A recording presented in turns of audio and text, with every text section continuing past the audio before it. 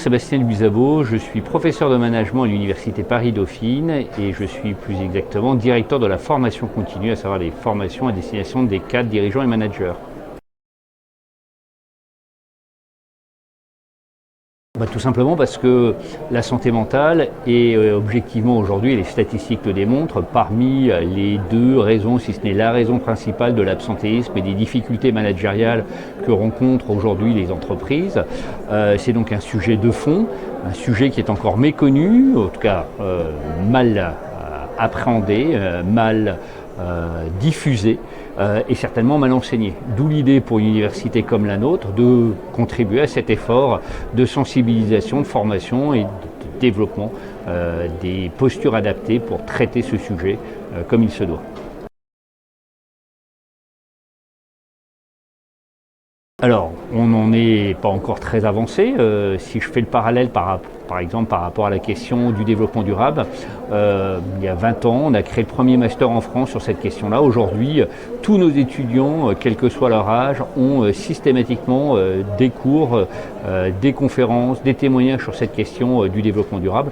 Notre objectif, c'est d'imaginer que progressivement, on va monter en puissance, on va appréhender cette question-là. Donc, dans un premier temps, ça va déjà être s'attaquer à ce sujet à travers la formation qu'on appelle pour les adultes, formation continue, et puis progressivement de descendre cette question auprès de nos étudiants de formation initiale qui eux-mêmes sont aussi confrontés à ces questions de malaise et de mal-être, non pas au travail on va dire, mais face à leurs études.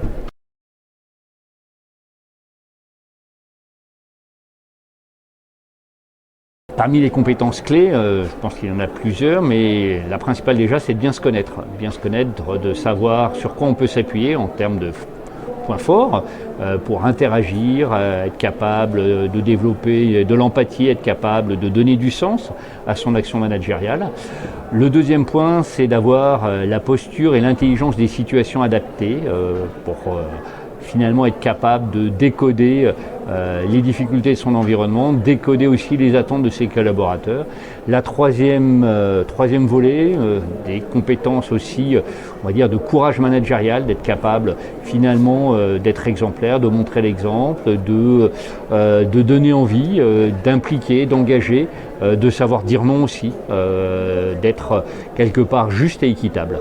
Voilà un certain nombre de compétences qui sont loin d'être simples. Et puis après, par rapport à la santé mentale, je pense qu'une des mesures phares que devrait développer un manager, c'est déjà de se confronter à ce sujet-là et de ne pas se voiler la face et de se dire que c'est un vrai sujet pour lui, pour son équipe, pour son organisation, et que ne serait-ce que de se former, ça serait déjà une belle chose.